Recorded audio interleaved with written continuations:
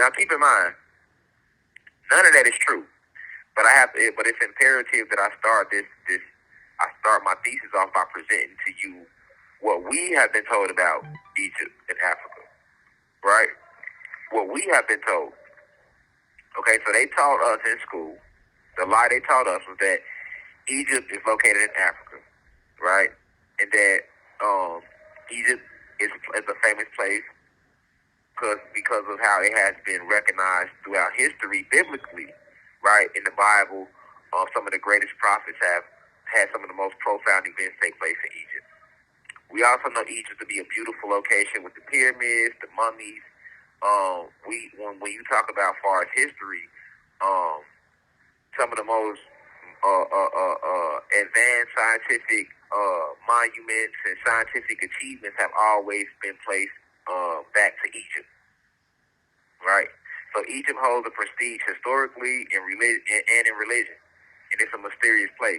But what you must know about Egypt is everything that we know about Egypt came from Plutarch, and I'll expound upon Plutarch later in later downloads. But basically, Plutarch was the one that taught us about Egypt.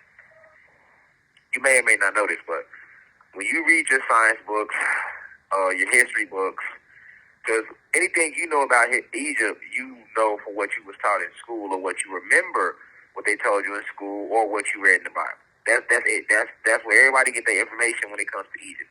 They going off what they read in the Bible or what they were taught in school. And if you are a historian, you are going off books you have studied about ancient Egypt, the hieroglyphs, the pyramids, the Great Sphinx, the geography of Egypt and things of that nature. So with all of that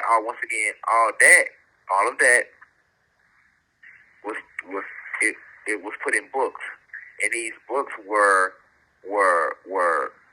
basically going off manuscripts that were written by Plutarch.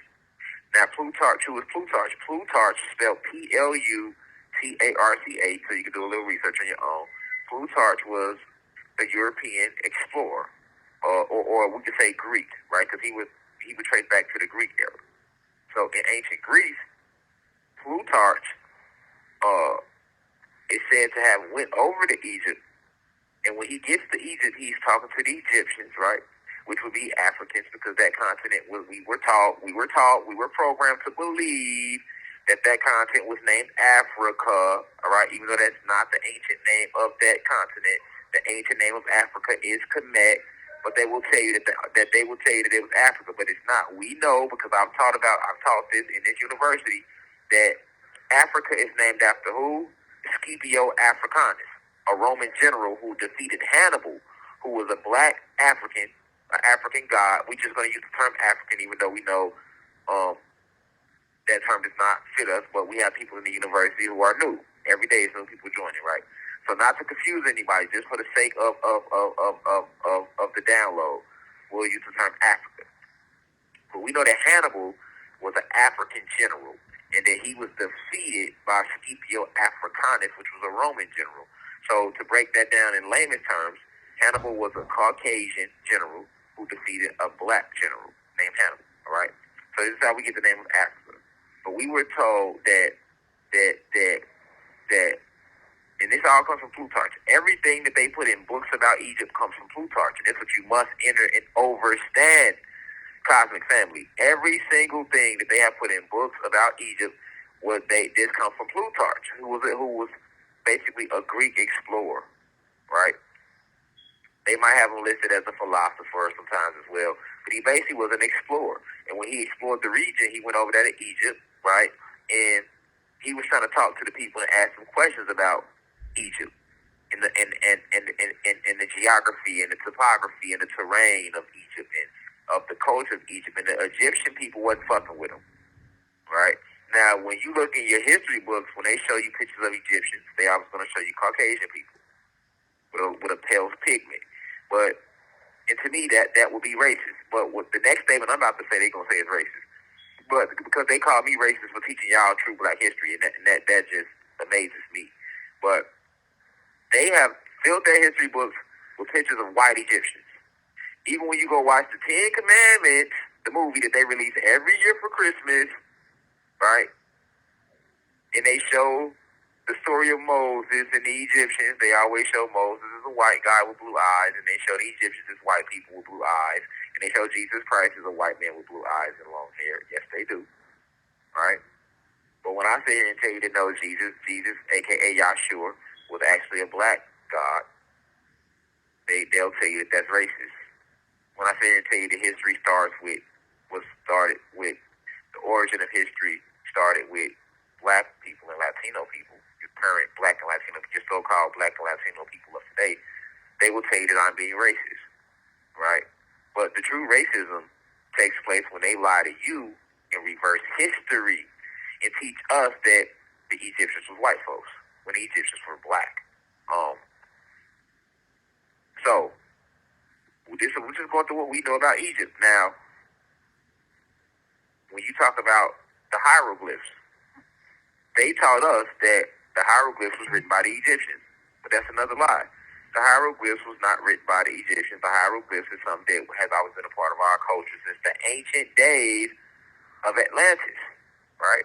Because keep in mind, we are the Atlanteans. We are the Atlanteans, right? We are Anunnaki gods who came down to this planet from the Sirius star system. We came down to this planet, right? We descended down to this planet, and then when we descended down to this planet is this whole entire realm that we are on is called Atlantis. This is why we were known as Atlanteans, right? So it's just like today. Let's say today, if you would be considered quote unquote an African American or Latin American or Caucasian American, right? But whatever city you in, you'll still be listed under that city title as well. So let me give you an example. I landed in Chicago, Illinois. So although I will be listed under the derogatory misnomer of African American, I would still be considered a Chicagoan because I grew up and lived my entire life in Chicago. So that's the same thing. Although we come from the cosmos and the Sirius star system, and the original name of our species is Anunnaki gods, the Anunnaki gods, right? Because we come down to this planet in this particular realm that we live on, which is known as Atlantis, we are known as Atlanteans, right? So, but the Atlanteans were the ones that created the hieroglyphs, right? And all Atlanteans were your so-called black and Latino folks of today. The hieroglyphs were pictures. We created these pictures because we understood that the best way for the brain to receive programs is through imagery, through symbols and pictures, right? Visual stimuli, right, as it's called in quantum physics. Even to this day, right, you learn more visually than you do orally, right? Now, some people might feel like, well, no, I learn more from listening than I do from actually watching it, but that's not true. I can tell you right now how to fix something, and you might get it, but you're going to get it more when I show you an actual example, an actual visual. Think about it. Anytime you buy furniture or you buy something in your house that needs to be fixed, what do they give you? They give you a visual imagery of how to put it together. They don't just give you a book and tell you. They give you a visual. They give you pictures. Everything is pictures. This is why movies is popular. This is why social media is popular. This is why media in general is popular, because visually, right, the stimulation that we receive visually actually works better with programming the brain or the mind. So this goes way back to the Atlantean days. The Atlantean state came before the Egyptian state. So this is where your hieroglyphs originate from. But they teach you that the hieroglyphs started in Egypt. Right? So this is what we know about Egypt. All right? So, but at the same time, they also teach you about the Sphinx. And they teach you about the pyramids. And they make you believe that Egypt is the only place with pyramids, which is not true. Right? Well, we just saying what they teach us. As far as the location, right? As far as the location, we were told that Egypt is located in Africa, and that Africa is located across the Atlantic Ocean. We were taught that this country that we are in right now, well, I know we have people listening from all over, so you might not be in America, but I'm located in America, right? So that this country over here that I'm located in is called America, and that if you are an American, meaning someone that was born in America, right? Because we know that's not true. The original name of this land Peace to the gods and goddesses of planet God. Peace, meaning positive energy always creates elevation. Peace to all the high vibration human beings. Peace to the ancestors for working through me. If you wish to see this full video, please head over to our official online website, www.theuci.online, and click on the video tab. Also, you can click, the shortcut to this video is to click the link below. It will be in the pinned comment in the comment section below. You can click the link and it will take you directly to this video so that you can watch this full video.